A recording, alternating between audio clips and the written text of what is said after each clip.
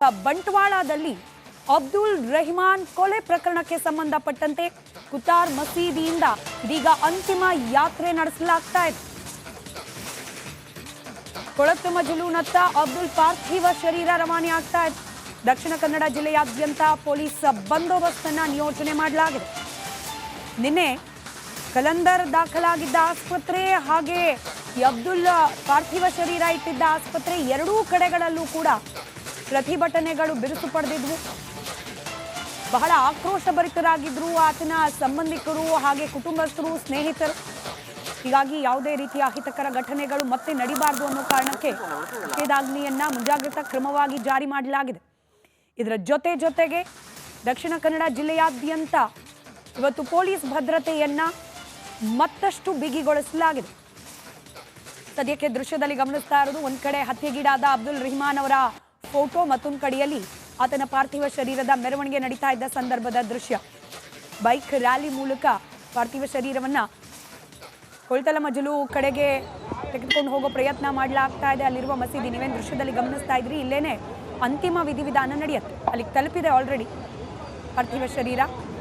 ದೃಶ್ಯದಲ್ಲಿ ಗಮನಿಸ್ತಿದ್ದೀರಿ, ಅಪಾರ ಪ್ರಮಾಣದಲ್ಲಿ ಜನ ಕೂಡ ಜಮಾವಣೆಗೊಂಡಿದ್ದಾರೆ. ದಕ್ಷಿಣ ಕನ್ನಡದಲ್ಲಿ ಮತ್ತೊಮ್ಮೆ ಆ ಕೆಟ್ಟ ಟ್ರೆಂಡ್ ಪ್ರಾರಂಭ ಆದಂತೆ ಕಾಣ್ತಾ ಇದೆ. ಒಂದು ಹತ್ಯೆಗೆ ಮತ್ತೊಂದು ಹತ್ಯೆ ಪ್ರತೀಕಾರ ಅನ್ನೋ ರೀತಿಯಲ್ಲಿ. ಆದರೆ ಇದ್ರ ಬಗ್ಗೆ ಇನ್ನು ಪೊಲೀಸರಿಂದಾಗಲಿ ಅಥವಾ ಗೃಹ ಇಲಾಖೆಯಿಂದಾಗಲಿ ಸ್ಪಷ್ಟೀಕರಣ ವ್ಯಕ್ತವಾಗಿಲ್ಲ. ಕೊಲೆಯ ನಿಜವಾದ ಕಾರಣ ಏನು ಅಂತ ಹೇಳಿ. ಮತ್ತೊಂದು ಕಡೆ ದಕ್ಷಿಣ ಕನ್ನಡದ ಕಾನೂನು ವ್ಯವಸ್ಥೆಯನ್ನ ಮತ್ತಷ್ಟು ಸುಭದ್ರಗೊಳಿಸೋ ದೃಷ್ಟಿಯಿಂದ ಆಂಟಿ ಕಮ್ಯುನಲ್ ಫೋರ್ಸ್ ಅನ್ನ ರಚನೆ ಮಾಡೋ ಬಗ್ಗೆ ಹಿಂದೆ ಸುಹಾಸ್ ಶೆಟ್ಟಿ ಕೊಲೆ ಆದ ಸಂದರ್ಭದಲ್ಲೇನೆ ಗೃಹ ಸಚಿವರಾದ ಡಾಕ್ಟರ್ ಜಿ ಪರಮೇಶ್ವರ್ ಅವರು ಘೋಷಣೆ ಮಾಡಿದ್ರು. ಆ ಆಂಟಿ ಕಮ್ಯುನಲ್ ಫೋರ್ಸ್ ಇನ್ನೂ ಅಸ್ತಿತ್ವಕ್ಕೆ ಬಂದಂತೆ ಕಾಣ್ತಾ ಇಲ್ಲ. ಅದು ಬಂದು ಕೂಡ ಹಿಂಗಾಗ್ತಾ ಇದೆ ಅಂತಂದ್ರೆ ಆಂಟಿ ಕಮ್ಯುನಲ್ ಫೋರ್ಸ್ನಿಂದ ಹಾಗಾದ್ರೆ ಪರಿಸ್ಥಿತಿಯನ್ನು ಸುಧಾರಣೆ ಮಾಡ್ಲಿಕ್ಕೆ ಸಾಧ್ಯ ಇಲ್ವಾ ಅನ್ನೋ ಪ್ರಶ್ನೆ ಕೂಡ. ದೃಶ್ಯದಲ್ಲಿ ಗಮನಿಸ್ತಾ ಇದ್ರಿ, ಒಂದ್ ಕಡೆ ಈ ಅಬ್ದುಲ್ ರೆಹಮಾನ್ ಅವರ ಪಾರ್ಥಿವ ಶರೀರದ ಅಂತಿಮ ಯಾತ್ರೆ ನಡೀತಿದ್ದ ಸಂದರ್ಭದ ದೃಶ್ಯ. ಈಗ ಆಲ್ರೆಡಿ ಕೊಳ್ತಲ ಮಜಲೂನಲ್ಲಿರುವ ಮಸೀದಿ ಬಳಿಗೆ ತಲುಪಿದೆ ಪಾರ್ಥಿವ ಶರೀರ. ಇನ್ನು ಇದೇ ಪ್ರಕರಣಕ್ಕೆ ಸಂಬಂಧಪಟ್ಟಂತೆ 15 ಮಂದಿ ವಿರುದ್ಧ ಗ್ರಾಮಾಂತರ ಠಾಣೆಯಲ್ಲಿ ಪ್ರಕರಣ ದಾಖಲಾಗಿದೆ. ನಿನ್ನೆ ಹಲ್ಲೆಗೊಳಗಾದ ಕಲಂದರ್ ಕೊಟ್ಟ ಮಾಹಿತಿಯ ಅನ್ವಯ ದೂರು ದಾಖಲು ಮಾಡಿಕೊಳ್ಳಲಾಗಿದೆ. ನಿಸಾರ್ ಅನ್ನುವರು ಕಂಪ್ಲೇಂಟ್ ಕೊಟ್ಟಿದ್ದಾರೆ ಅಧಿಕೃತವಾಗಿ. ದೀಪಕ್, ಸುಮಿತ್ ಸೇರಿ 15 ಮಂದಿ ವಿರುದ್ಧ FIR ದಾಖಲಾಗಿದೆ. ನಿನ್ನೆ ಅಲ್ಲಿದ್ದ ಕೆಲ SDPI ಮುಖಂಡರ ಸ್ಟೇಟ್ಮೆಂಟ್ ಪ್ರಕಾರ ಮೊನ್ನೆ ಏನು ಬಂದ್ಗೆ ಕರೆ ನೀಡಲಾಗಿತ್ತು, ಆ ಸಂದರ್ಭದಲ್ಲಿ ಪ್ರತಿಭಟನಾ ರ್ಯಾಲಿಗಳು ನಡೀತು. ಆ ಸಂದರ್ಭದಲ್ಲಿ ಬಹಳ ಕೋಮು ಉದ್ರೇಕಗೊಳ್ಳುವಂತಹ ಭಾಷಣವನ್ನ ಮಾಡಿದ್ರು ಹಿಂದೂ ಸಂಘಟನೆಯ ಮುಖಂಡರು. ಅದಾದ ಮೇಲೇನೆ ಹಿಂಗಾಗಿದೆ ಅನ್ನೋದು ಆರೋಪ ಅಷ್ಟೇ. ಇನ್ನ SDPIನ ಕೆಲ ಮುಖಂಡರು ಹೇಳ್ತಾ ಇರೋದು. ಪೊಲೀಸರು ತನಿಖೆ ನಡೆಸ್ತಿದ್ದಾರೆ. ಈ ಬಗ್ಗೆ ಮತ್ತಷ್ಟು ಮಾಹಿತಿ ಅವರಿಂದಲೇ ನಾವು ನಿರೀಕ್ಷೆ ಮಾಡ್ತಾ ಇದ್ದೇವೆ. ಮತ್ತೊಂದು ಕಡೆ ಇವತ್ತು ADGP ಕೂಡ ಸ್ಥಳಕ್ಕೆ ಭೇಟಿ ನೀಡುವವರಿದ್ದಾರೆ. ಮತ್ತಷ್ಟು ಹೆಚ್ಚಿನ ಭದ್ರತಾ ದೃಷ್ಟಿಯಿಂದ ಕೈಗೊಳ್ಳಬೇಕಾಗಿರುವ ನಿಯಮಗಳನ್ನು ಜಾರಿಗೆ ತರೋ ಬಗ್ಗೆ ಅವರಿಂದ ಇನ್ಸ್ಟ್ರಕ್ಷನ್ಸ್ ಬರ್ಬೋದು. ಸದ್ಯ ಕೇಸ್ ದಾಖಲಾಗಿದೆ. 15 ಮಂದಿ ವಿರುದ್ಧ FIR ಕೂಡ ದಾಖಲಾಗಿದೆ. ಮತ್ತಷ್ಟು ಡೀಟೇಲ್ಸ್ ನಮ್ಮ ಪ್ರತಿನಿಧಿ ದಿನೇಶ್ ನೀಡ್ತಾರೆ, ನೇರ ಸಂಪರ್ಕದಲ್ಲಿದ್ದಾರೆ. ದಿನೇಶ್, ನಾವು ದೃಶ್ಯದಲ್ಲಿ ಗಮನಿಸಿದಂಗೆ ಬಹುಶಃ ಈ ಅಂತಿಮ ವಿಧಿವಿಧಾನ ನಡೆಯೋ ಮಸೀದಿ ಬಳಿ ತಲುಪಿದೆ ಅಬ್ದುಲ್ ರೆಹಮಾನ್ ಅವರ ಪಾರ್ಥಿವ ಶರೀರ. ಸದ್ಯಕ್ಕೆ ಏನೆಲ್ಲ ಆಗ್ತಾ ಇದೆ?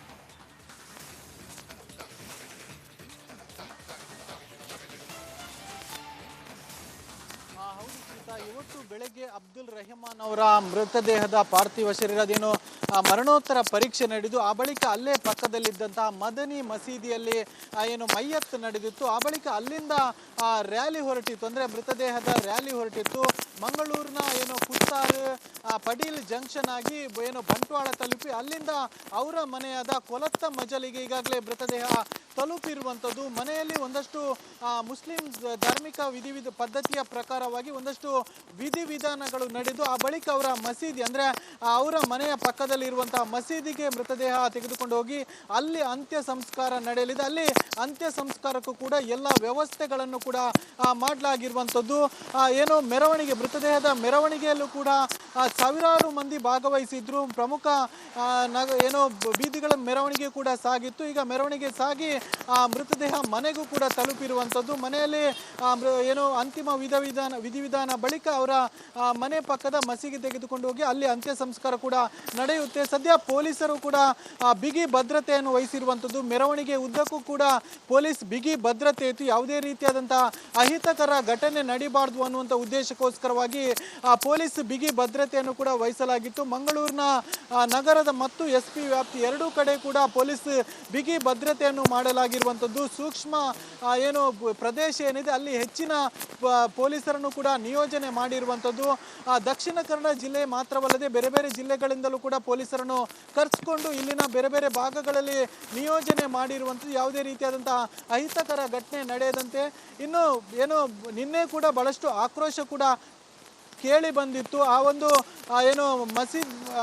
ಆಸ್ಪತ್ರೆಯ ಮುಂಭಾಗ ಆಕ್ರೋಶಿತರು ರಸ್ತೆ ತಡೆ ಮಾಡಿದ್ರು. ಆ ಬಳಿಕ ಅಲ್ಲಿ ಮಾತಾಡಿದಂತ SDPI ಜಿಲ್ಲಾಧ್ಯಕ್ಷರು ಅನ್ವರ್ ಸಾದತ್ ಅವರು ಆಕ್ರೋಶವನ್ನು ಹೊರಹಾಕಿದ್ರು. ಅಂದ್ರೆ ರೈಟ್ ಧನ್ಯವಾದ ದಿನೇಶ್ ಮಾಹಿತಿಗಾಗಿ. ಒಟ್ಟಾರೆ ಅಂತಿಮ ವಿಧಿವಿಧಾನಗಳಿಗೆ ಸಿದ್ಧತೆಯನ್ನ ಮಾಡಿಕೊಳ್ಳಲಾಗ್ತಾ ಇದೆ. ಸದ್ಯಕ್ಕೆ ಅಬ್ದುಲ್ ರೆಹಮಾನ್ ಅವರ ಪಾರ್ಥಿವ ಶರೀರ ಅವರ ಹುಟ್ಟೂರು ಸ್ವಗ್ರಾಮಕ್ಕೆ ತಲುಪಿದೆ. ಅವರ ನಿವಾಸದ ಬಳಿಯಲ್ಲೇ ಈ ವಿಧಿವಿಧಾನಗಳನ್ನ ನೆರವೇರಿಸಲಾಗ್ತಾ ಇದೆ. ಬಂಟ್ವಾಳದಲ್ಲಿ ಅಬ್ದುಲ್ ರೆಹಮಾನ್ ಕೊಲೆ ಪ್ರಕರಣಕ್ಕೆ ಸಂಬಂಧಪಟ್ಟಂತೆ ಕುತಾರ್ ಮಸೀದಿಯಿಂದ ಇದೀಗ ಅಂತಿಮ ಯಾತ್ರೆ ನಡೆಸಲಾಗ್ತಾ ಇದೆ. ಕೊಳತು ಮಜಲೂನತ್ತ ಅಬ್ದುಲ್ ಪಾರ್ಥಿವ ಶರೀರ ರವಾನೆ ಆಗ್ತಾ ಇದೆ.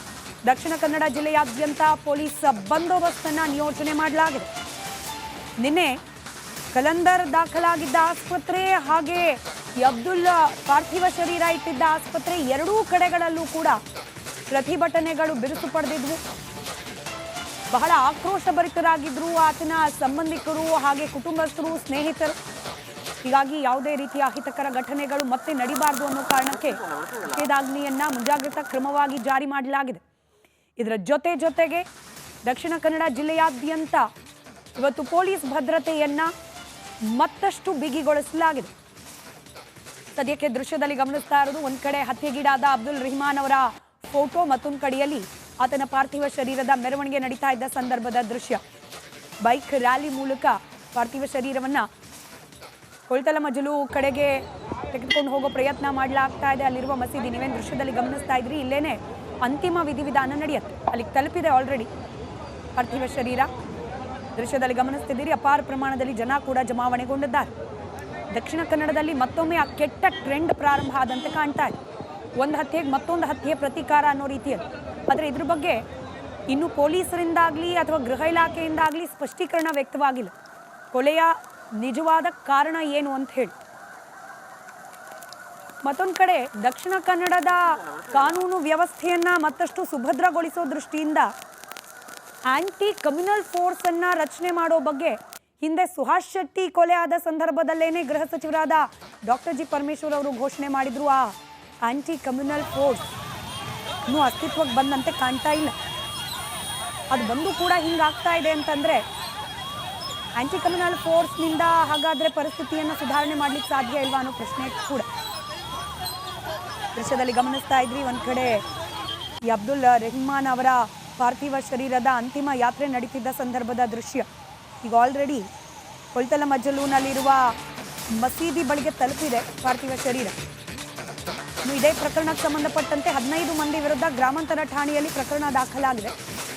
ನಿನ್ನೆ ಹಲ್ಲೆಗೊಳಗಾದ ಕಲಂದರ್ ಕೊಟ್ಟ ಮಾಹಿತಿಯ ಅನ್ವಯ ದೂರು ದಾಖಲು ಮಾಡಿಕೊಳ್ಳಲಾಗಿದೆ. ನಿಸಾರ್ ಅನ್ನುವರು ಕಂಪ್ಲೇಂಟ್ ಕೊಟ್ಟಿದ್ದಾರೆ ಅಧಿಕೃತವಾಗಿ. ದೀಪಕ್, ಸುಮಿತ್ ಸೇರಿ 15 ಮಂದಿ ವಿರುದ್ಧ FIR ದಾಖಲಾಗಿದೆ. ನಿನ್ನೆ ಅಲ್ಲಿದ್ದ ಕೆಲ SDPI ಮುಖಂಡರ ಸ್ಟೇಟ್ಮೆಂಟ್ ಪ್ರಕಾರ ಮೊನ್ನೆ ಏನು ಬಂದ್ಗೆ ಕರೆ ನೀಡಲಾಗಿತ್ತು, ಆ ಸಂದರ್ಭದಲ್ಲಿ ಪ್ರತಿಭಟನಾ ರ್ಯಾಲಿಗಳು ನಡೀತು. ಆ ಸಂದರ್ಭದಲ್ಲಿ ಬಹಳ ಕೋಮು ಉದ್ರೇಕಗೊಳ್ಳುವಂತಹ ಭಾಷಣವನ್ನ ಮಾಡಿದ್ರು ಹಿಂದೂ ಸಂಘಟನೆಯ ಮುಖಂಡರು. ಅದಾದ ಮೇಲೇನೆ ಹಿಂಗಾಗಿದೆ ಅನ್ನೋದು ಆರೋಪ ಅಷ್ಟೇ. ಇನ್ನ SDPIನ ಕೆಲ ಮುಖಂಡರು ಹೇಳ್ತಾ ಇರೋದು. ಪೊಲೀಸರು ತನಿಖೆ ನಡೆಸ್ತಿದ್ದಾರೆ. ಈ ಬಗ್ಗೆ ಮತ್ತಷ್ಟು ಮಾಹಿತಿ ಅವರಿಂದಲೇ ನಾವು ನಿರೀಕ್ಷೆ ಮಾಡ್ತಾ ಇದ್ದೇವೆ. ಮತ್ತೊಂದು ಕಡೆ ಇವತ್ತು ADGP ಕೂಡ ಸ್ಥಳಕ್ಕೆ ಭೇಟಿ ನೀಡುವವರಿದ್ದಾರೆ. ಮತ್ತಷ್ಟು ಹೆಚ್ಚಿನ ಭದ್ರತಾ ದೃಷ್ಟಿಯಿಂದ ಕೈಗೊಳ್ಳಬೇಕಾಗಿರುವ ನಿಯಮಗಳನ್ನು ಜಾರಿಗೆ ತರೋ ಬಗ್ಗೆ ಅವರಿಂದ ಇನ್ಸ್ಟ್ರಕ್ಷನ್ಸ್ ಬರ್ಬೋದು. ಸದ್ಯ ಕೇಸ್ ದಾಖಲಾಗಿದೆ. 15 ಮಂದಿ ವಿರುದ್ಧ FIR ಕೂಡ ದಾಖಲಾಗಿದೆ. ಮತ್ತಷ್ಟು ಡೀಟೇಲ್ಸ್ ನಮ್ಮ ಪ್ರತಿನಿಧಿ ದಿನೇಶ್ ನೀಡ್ತಾರೆ, ನೇರ ಸಂಪರ್ಕದಲ್ಲಿದ್ದಾರೆ. ದಿನೇಶ್, ನಾವು ದೃಶ್ಯದಲ್ಲಿ ಗಮನಿಸಿದಂಗೆ ಬಹುಶಃ ಈ ಅಂತಿಮ ವಿಧಿವಿಧಾನ ನಡೆಯೋ ಮಸೀದಿ ಬಳಿ ತಲುಪಿದೆ ಅಬ್ದುಲ್ ರೆಹಮಾನ್ ಅವರ ಪಾರ್ಥಿವ ಶರೀರ. ಸದ್ಯಕ್ಕೆ ಏನೆಲ್ಲ ಆಗ್ತಾ ಇದೆ?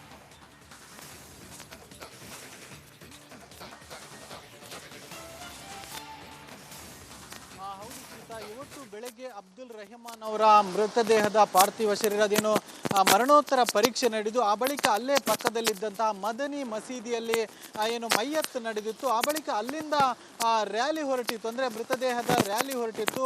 ಮಂಗಳೂರಿನ ಏನು ಕುತ್ತಾರ್ ಪಡೀಲ್ ಜಂಕ್ಷನ್ ಆಗಿ ಏನು ಬಂಟ್ವಾಳ ತಲುಪಿ ಅಲ್ಲಿಂದ ಅವರ ಮನೆಯಾದ ಕೊಲತ್ತ ಮಜಲಿಗೆ ಈಗಾಗಲೇ ಮೃತದೇಹ ತಲುಪಿರುವಂಥದ್ದು. ಮನೆಯಲ್ಲಿ ಒಂದಷ್ಟು ಮುಸ್ಲಿಂ ಧಾರ್ಮಿಕ ಪದ್ಧತಿಯ ಪ್ರಕಾರವಾಗಿ ಒಂದಷ್ಟು ವಿಧಿವಿಧಾನಗಳು ನಡೆದು ಆ ಬಳಿಕ ಅವರ ಮಸೀದಿ ಅಂದ್ರೆ ಅವರ ಮನೆಯ ಪಕ್ಕದಲ್ಲಿರುವಂತಹ ಮಸೀದಿಗೆ ಮೃತದೇಹ ತೆಗೆದುಕೊಂಡು ಹೋಗಿ ಅಲ್ಲಿ ಅಂತ್ಯ ಸಂಸ್ಕಾರ ನಡೆಯಲಿದೆ. ಅಲ್ಲಿ ಅಂತ್ಯ ಸಂಸ್ಕಾರಕ್ಕೂ ಕೂಡ ಎಲ್ಲ ವ್ಯವಸ್ಥೆಗಳನ್ನು ಕೂಡ ಮಾಡಲಾಗಿರುವಂಥದ್ದು.